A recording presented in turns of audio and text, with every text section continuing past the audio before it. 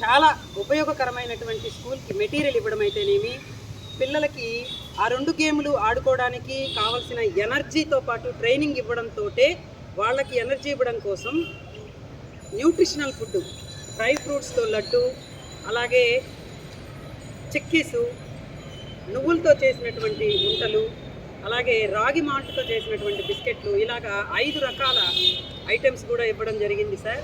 అవి 4 days programme జరపమని చెప్పారు.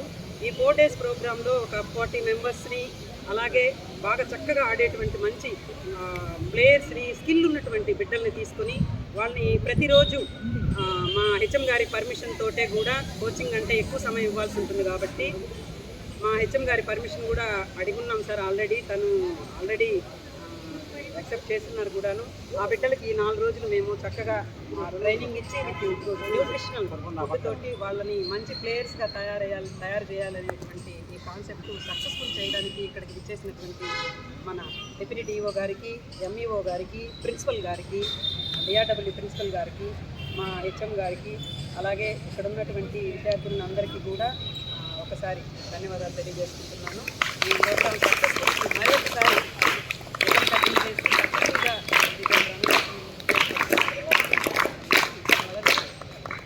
Sir ఒకసారి మా పిల్లల గేమ్ కూడా చెప్పండి సార్. అలాగే న్యూట్రిషనల్ ఫుడ్ కూడా మీ చేతుల ద్వారా ఇవ్వాలని కోరుకుంటున్నాను సార్. Thank you sir.